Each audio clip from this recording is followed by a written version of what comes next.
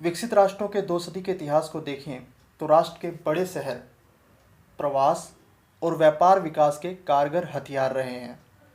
विश्व बैंक ने भी इसी नुस्खे को गरीबी उन्मूलन का सशक्त हथियार माना है। इसलिए तीसरी दुनिया के बड़े देशों ने इस नुस्खे को अपनाने में देर नहीं की, जिनमें भारत भी शामिल है। लेकिन लॉकडाउन के दौरान पैदा हुई विकट हालात देखें तो विकसित देशों का ये फॉर्मूला भारत में पूरी तरीके से फेल नज़र आ रहा है। पोटली में अपनी गृहस्थी समेटे लाखों लोग पैदल, साइकिल, रिक्शा, ट्रक, रेल पटरियों के सहारे अपने गांव कस्बों की ओर जाने के लिए मजबूर हैं। देखा जाए तो यूरोपीय देशों की भांति भारत में जो प्रवास हुआ है वो बेहतर संभावनाओं की खोज में ना होकर मजबूरी में हुआ है। हमारा देश कृषि प्रधान देश है, फिर भी खेती के घाटे का सौदा बनने और देश भर में फैले करोड़ों लघु कुटीर उद्योगों के तहस नहस होने से ये मजबूरी पैदा हुई है कि लोग पलायन करें शहरों की ओर। वैसे तो यह प्रक्रिया आज़ादी के बाद से ही शुरू हो चुकी थी, लेकिन 1991 में आई आर्थिक नीतियों ने इसमें पंख लगा दिए। इस दौरान देश भर में फैले करोड़ों उद्यमियों को वैसी सुविधाएं नहीं मिली कि वे अपने प्रोडक्ट्स को दुनिया भर के बाज़ारों में बेच पाते। दूसरी ओर ग्लोबलाइजेशन भूमंडलीकरण के दौर में मुक्त व्यापार नीतियों के तहत विदेशी सामान धड़ल्ले से देश के बाज़ारों में डंप किए जाने लगे। परिणाम स्वरूप जो हमारे देश के छोटे मझोले कुटीर उद्योग थे वो पूरी तरीके से तहस नहस हो गए, वो उनसे कंपटीशन नहीं कर पाए। अब अपने पेट की भूख को शांत करने के लिए गांव कस्बों से लोगों का जो पलायन है, प्रवास है, वो शहरों की ओर तेज़ी से बढ़ा।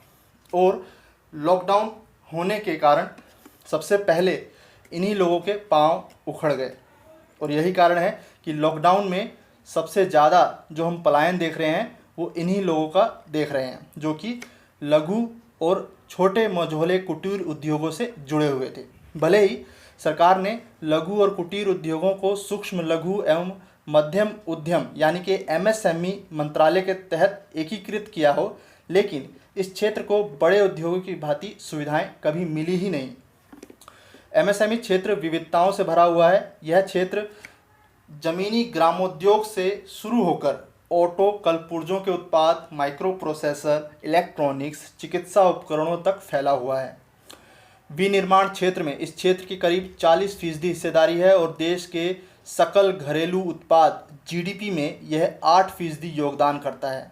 यह क्षेत्र देश के 12 करोड़ से अधिक लोगों को रोजगार के अवसर उपलब्ध कराता है। इन बहुआयामी लाभों के बावजूद MSME सेक्टर अनगिनत समस्याओं से जूझ रहा है, जिसमें मुख्य है पूंजी की कमी, फंड की कमी।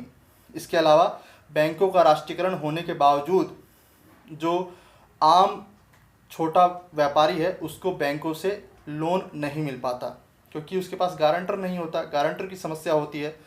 इसके अलावा सरकार ने भी कई योजनाएं शुरू की हैं, जैसे कि मुद्रा योजना, लेकिन उसका जो लाभ है वो ग्राउंड लेवल पर आम आदमी को नहीं मिल पाता है। इसके अलावा आधुनिक तकनीक का ज्ञान ना होना, मार्केट और कॉमर्स तक उसकी पहुंच का ना होना, यानी कि जो हमारे छोटे व्यापारी हैं उनकी जो पहुंच है वो मार्केट या कॉमर्स तक नहीं होती, जिससे कि वो अपना प्रोडक्ट जो है वो राष्ट्रीय अंतर्राष्ट्रीय लेवल पर नहीं पहुंचा पाते। ठीक है। GST और नोटबंदी की मार से MSME को बचाने के लिए मोदी सरकार द्वारा 2018 में दर्जन भर योजनाएं शुरू की गई थीं। सरकार ने न सिर्फ MSME से खरीद की सीमाएं बढ़ाई, बल्कि गवर्नमेंट मार्केट अर्थात जैम योजना से सीधे सरकार को बेचने की छूट भी दी।